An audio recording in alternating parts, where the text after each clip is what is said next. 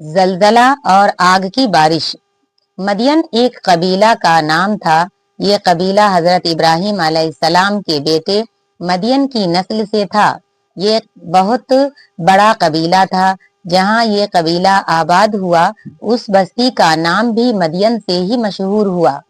مدین بستی بہت ہی خوبصورت اور بارونق بستی تھی۔ نہروں اور آبشاروں نے اسے اور بھی دل آویز اور پرکشش بنا دیا تھا۔ میووں، پھلوں اور خوشبودار رنگ برنگ کے پھولوں کے باغات اور چمن نے اس کے حسن میں چار چاند لگا دیا۔ اسی وجہ سے قرآن میں اس کو پھلدار گنجان درخت کے کہے ہیں۔ یہ آبادی بہت زرخیز اور سرسبز و شاداب تھی۔ وہاں ہر آباد قوم بہت خوشحال اور مالدار تھی۔ اللہ تعالی نے ہر طرح کی نعمتوں سے نوازا تھا، لیکن یہ قوم بھی پچھلی قوموں کی طرح بت پرست، بد اخلاق، مغرور و متکبر اور سرکش تھی۔ اسی کے ساتھ اس قوم میں ایک برائی یہ بھی تھی کہ وہ ناپ تول میں کمی کرتی تھی۔ کسی کو کم دیتی تو کم ناپ کر یا کم تول کر دیتی تھی، جبکہ لینا ہوتا تو زیادہ کا مطالبہ کرتی۔ لوٹ گھسوٹ اور ڈاکہ زنی سے باز نہیں آتی۔ حضرت شعیب علیہ السلام اور ان کی نصیحت۔ اللہ تعالی نے اس قوم کی ہدایت کے لیے حضرت شعیب علیہ السلام کو پیغمبر بنا کر بھیجا۔ حضرت شعیب علیہ السلام اپنی قوم کو توحید کی دعوت دی اور بہترین نصیحت کی۔ انہوں نے فرمایا، اے میری قوم، خدا کی عبادت کرو، اس کے علاوہ کوئی عبادت کے لائق نہیں، اور ناپ تول میں کمی نہ کرو۔ میں دیکھ رہا ہوں تم خوشحال ہو، پھر ناپ تول میں ڈنڈی مارنے کی کیا ضرورت ہے؟ اس سے بچو۔ اے لوگو، میں ڈراتا ہوں تم پر عذاب ایسا نہ آ جائے جو سب پر چھا جائے۔ اے میری قوم کے لوگو، ناپ تول انصاف کے ساتھ پوری کیا کرو۔ لوگوں کو ان کی چیزیں ان کے حق سے کم نہ دو اور ملک میں فساد پھیلاتے نہ پھرو۔ لوگوں نے جواب دیا، اے شعیب، کیا تیری یہ نمازیں تمہیں حکم دیتی ہیں کہ تم ہمیں ان معبود کی عبادت سے روکو جن کی عبادت میرے باپ دادا کیا کرتے تھے؟ اور کیا ہمیں یہ اختیار نہیں ہے کہ اپنے مال کو جس طرح چاہیں استعمال کریں؟ تمہیں ہی ایک نرم دل اور سچ بولنے والے رہ گئے ہو۔ حضرت شعیب علیہ السلام نے فرمایا، اے لوگو، میں اللہ کی طرف سے تمہاری اصلاح کے لیے بھیجا گیا ہوں۔ میرے پاس روشن دلیل ہے۔ میرا کام ہے تمہیں راہ حق کی جانب بلانا، تمہاری اصلاح کی کوشش کرنا۔ اے لوگو، مجھے محسوس ہو رہا ہے کہ اگر خدا کی نافرمانیاں تم اسی طرح کرتے رہے، اپنی ضد پر قائم رہے، تو کہیں تیرا بھی وہی انجام نہ ہو جائے جو تجھ سے پہلے قوم نوح، قوم ہود، قوم صالح اور قوم لوط کا ہوا۔ اے لوگو، ابھی بھی کچھ نہیں گیا، تم اللہ کے سامنے جھک جاؤ، اپنے گناہوں کی معافی مانگو اور ہمیشہ کے لیے ان سے توبہ کر لو۔ بلا شبہ میرا پروردگار بڑا رحم کرنے والا اور بہت مہربان ہے، وہ تمہاری تمام خطاؤں کو معاف کر دے گا۔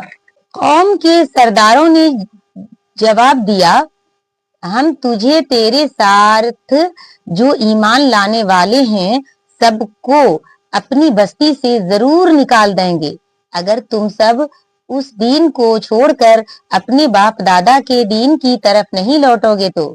اے شعیب، تو ہماری طرح کا ایک انسان ہے، ہم تجھے نبی کیسے مان لیں؟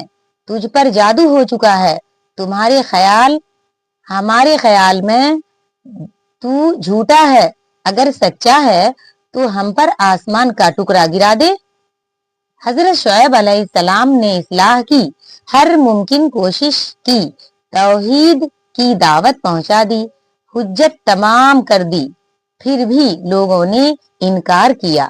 آخر میں وہی ہوا جو قدرت کا فیصلہ ہے کہ پیغمبر کے سمجھانے اور واضح دلیل آ جانے کے بعد بھی جب کوئی قوم حق و صداقت کا مذاق اڑاتی ہے اور کفر و شرک اور باطل و خیالات پر جمی رہتی ہے تو پھر خدا کا عذاب آتا ہے اور ایسے مجرموں اور نافرمانوں کو صفحہ ہستی سے مٹا دیتا ہے اور آنے والی قوم کے لیے عبرت کا سامان بنا دیتا ہے۔ چنانچہ اس قوم پر بھی دو قسم کے عذاب آئے، ایک تو زلزلہ کا عذاب آیا اور دوسرا آگ کی بارش ہوئی، یعنی جب وہ اپنے گھروں میں آرام کر رہے تھے تو اچانک ایک ہولناک زلزلہ آیا اور پھر یہ ہولناک کی ختم نہیں ہوئی تھی کہ اوپر سے آگ برسنے لگی اور نتیجہ یہ نکلا کہ صبح کو دیکھنے والوں نے دیکھا کہ کل کے سرکش اور مغرور لوگ آج گھٹنوں کے بل اوندھے جھلسے ہوئے مردہ پڑے ہیں۔ فائدہ: واقعہ اس قصہ سے ہمیں سبق یہ ملا کہ ہمیں اللہ کی نافرمانی سے بچنا چاہیے، پیغمبروں کی باتوں کو ماننا چاہیے اور ہر حقوق جن کی ادائیگی ذمہ میں واجب ہے، خواہ وہ اللہ کا حق ہو یا بندہ کا، خرید و فروخت اور لین دین کا معاملہ ہو یا ڈیوٹی کے اوقات کا، تمام حقوق کو انصاف کے ساتھ ادا کرنا چاہیے، کیونکہ یہ اتنا اہم اور سنگین معاملہ ہے کہ جب ایک قوم لوگوں کا حق مارنے لگی تو اللہ تعالی نے اس کی اصلاح کے لیے پیغمبر کو بھیجا، اور جب قوم اصلاح پر آمادہ نہیں ہوئی تو عذاب الہی نے اس کا کام تمام کر دیا۔ اس لیے ہمیں حقوق کے معاملہ میں ہمیشہ اللہ سے ڈرتے رہنا چاہیے، اپنی تجارت اسلامی اصول و ضابطہ کے مطابق کرنی چاہیے، عمدہ مال کہہ کر گھٹیا مال دینا، کم تولنا اور کم ناپنا، جھوٹ بول کر اور جھوٹی قسمیں کھا کر اپنا مال فروخت کرنا، مال میں ملاوٹ کرنا، دھوکہ دینا، ڈیوٹی کے اوقات میں حاضر نہ رہ کر صرف حاضری بنا کر تنخواہ لینا، یہ سب ناجائز اور حرام ہیں۔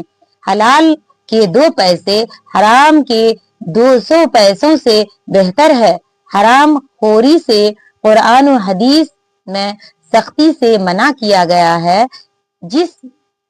جسم کو جہنم کا مستحق قرار دیا گیا ہے جو حرام لقموں سے پلے اور ان پر پروان چڑھے۔